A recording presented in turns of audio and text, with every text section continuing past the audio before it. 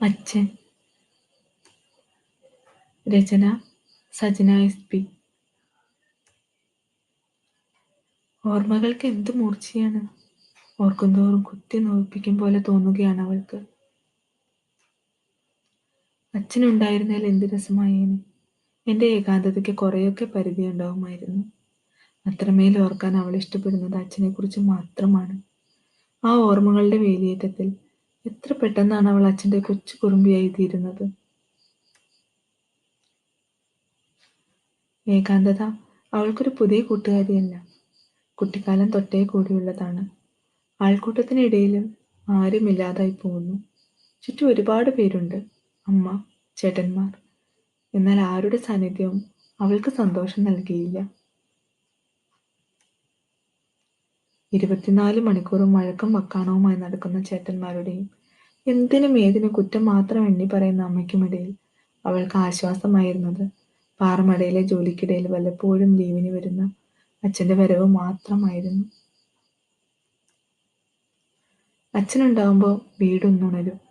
വഴക്കം, കുറ്റം പറച്ചിലും നിലയ്ക്കും. ഒരുമിച്ചിരുന്ന് ഊണ് കഴിക്കും. പാടത്തും പറമ്പിലും എൻ്റെ കൈപിടിച്ച് നടക്കും. പാറമടയിലെ കരിങ്കൽ ക്വാറിയിൽ കല്ലുകൊത്താൻ കയ്യിലേന്തിയ ആയുധത്തിൻ്റെ തഴമ്പ് ഞാൻ അറിയും. അവൾ വീണ്ടും ഓർമ്മകളെ തലോടുകയാണ്. അച്ഛൻ തിരിച്ചു പോയാൽ വീട് പഴയപടിയാവും. അവൾ വീണ്ടും തനിച്ചാവും. അങ്ങനെ ഒരു ലീവ് എടുത്ത ദിവസം അവൾ അച്ഛൻ്റെ വരവും കാത്തിരിക്കുകയാണ്. ആ ദിനം ഇന്നും അവളിലെ ഓർമ്മകൾക്ക് മേൽ തെളിഞ്ഞു നിൽക്കുന്നു. അച്ഛനെ കാത്ത് ഉമ്മറപ്പടിയിലിരുന്ന് ഇടവഴിയിൽ കണ്ണും നട്ടിരിപ്പാണവൾ. എന്നാൽ അച്ഛന് പകരം പാടത്തെ കാര്യസ്ഥൻ ഓടിക്കിതച്ചു വരുന്നത് കണ്ട് അവളൊന്ന് പരിങ്ങി. അയാളുടെ മുഖത്ത് പരിഭ്രമമായിരുന്നു. അത് എൻ്റെ മുഖത്തു നിന്ന് പ്രതിഫലിച്ച പോലെ തോന്നി. അമ്മയെ വിളിക്കാൻ പറഞ്ഞത് ഓർമ്മയുണ്ട്. ഞാൻ അമ്മയെ വിളിച്ചു. അച്ഛന് പെട്ടെന്ന് നെഞ്ചുവേദന വന്നെന്നും പെട്ടെന്ന് ആശുപത്രിയിൽ എത്തിച്ചെന്നും ഒരുപാട് ശ്രമിച്ചെന്നുമൊക്കെ അയാൾ പറഞ്ഞു.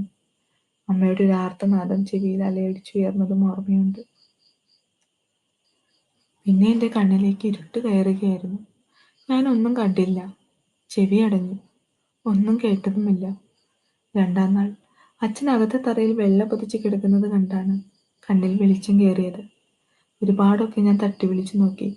അച്ഛൻ ഉണർന്നില്ല. പറമ്പിലൂടെ ചേട്ടന്മാർ തോളത്തേറ്റി കൊണ്ടുപോകുമ്പോഴും ഞാൻ പറഞ്ഞു, കല്ലുകുത്തി ക്ഷീണിച്ചൊന്ന് കിടന്നതാണ്, ഇപ്പോൾ ഉണരുന്നു. ആരും കേട്ടില്ല. ഓർമ്മകളെ കൂട്ടുപിടിച്ചവൾ തേങ്ങി. അച്ഛൻ ഇല്ലാതായെന്ന യാഥാർത്ഥ്യത്തോട് പൊരുത്തപ്പെടാൻ അവൾ ഏറെ സമയമെടുത്തിരുന്നു. അച്ഛൻ എന്നത് അവൾക്ക് വെറും ഒരു ആപ്തവാക്യം മാത്രമായിരുന്നില്ല. ഏകാന്തതയിലെ കൂട്ടുകാരൻ കൂടിയായിരുന്നു. എല്ലാമായിരുന്നു. അച്ഛൻ പോയ പിന്നെ ഒരുമിച്ചിരുന്ന് ഊണ് കഴിച്ചിട്ടില്ല. വഴക്കും വക്കാണങ്ങളും പുനർജനിച്ചു. അച്ഛനെ ആരും പിന്നീട് ഓർത്തില്ല. എന്നാൽ ആ കയ്യിലെ തഴമ്പ് ഞാൻ എപ്പോഴും അറിഞ്ഞു. അവൾ വീണ്ടും ഒറ്റപ്പെടുകയായിരുന്നു. അച്ഛൻ്റെ ഓർമ്മകളായിരുന്നു അവളിലെ തണുപ്പ്. ആ തണുപ്പിൻ്റെ കാഠിന്യം വേറുമ്പോഴൊക്കെ ഉമ്മറപ്പടിയിലിരുന്ന ഇടവഴിയിൽ കണ്ണും നട്ടവൾ പറഞ്ഞുകൊണ്ടിരുന്നു, ഓർമ്മകൾക്ക് എന്ത് മൂർച്ചയാണ്.